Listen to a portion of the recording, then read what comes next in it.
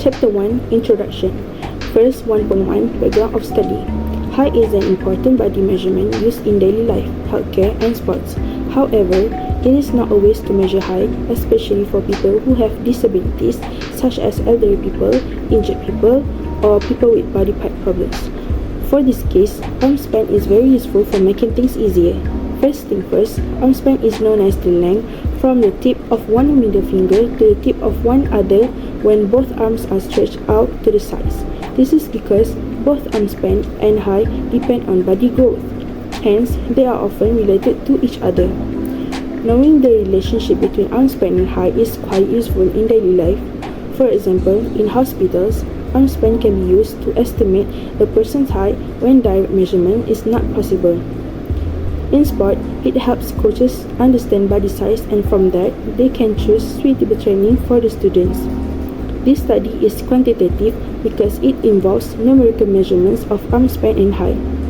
The data are analyzed using numbers to identify the relationship between the two variables.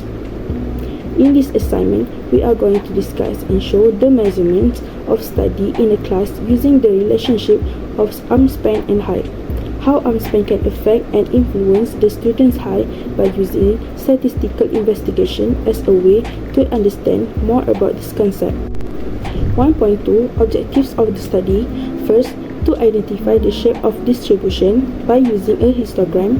Second, to calculate the measure of central tendency. Third, to determine the skewness of the distribution. And lastly, to investigate the relationship between arm span, the dependent, and height, the independent variable. 1.3 Significance of study. The significance of this study is that it helps students understand the relationship between arm span and height using real body measurements. By studying this relationship, students can learn how one measurement can be used to estimate another when direct measurement is unacceptable. This study is also significant because it allows students to practice basic data collection from traditional data collectors, and this will expand their knowledge about accuracy in body measurements.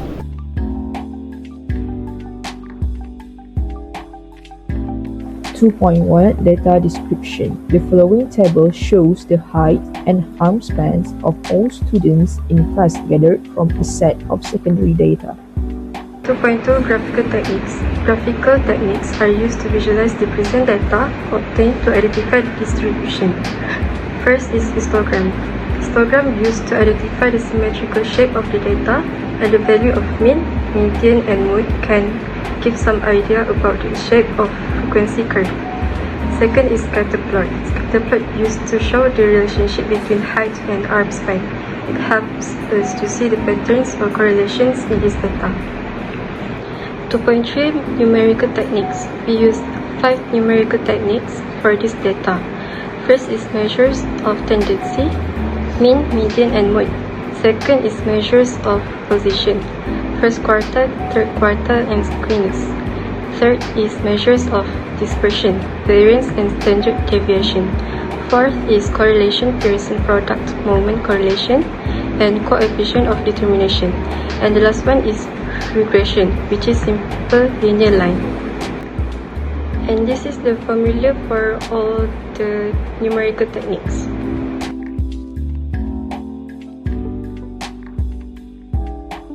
Assalamualaikum, my name is Iman, and I will be talking about Chapter 3 Results and Discussion based on SPSS output.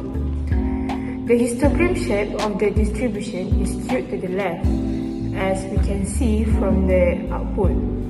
Next, the first quartile from output is 170 cm. This means that 25% students have an arm span less than 170 cm, and the other 75% have an arm span more than 170 cm. The third quartile from output is 183.25 cm. This means that 75% students have an arm span less than 183.25 cm, and the other 25% have an arm span more than 183.25 cm.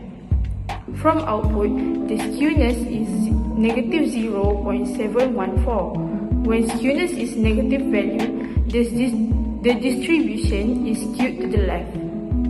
Based on the SPSS output, we can get median, mean, mode, first quartile, third quartile, and skewness. From output, the mean is 176.05 cm. This means that each student height has an average of 176.05 cm of arm span. From output, the median is 178.5 cm. This means that 50% students have an arm span less than 178.5 cm, and the other 50% have an arm span more than 178.5 cm. From output, the mode is 183 cm. This means that most of the students' arm span is 183 cm.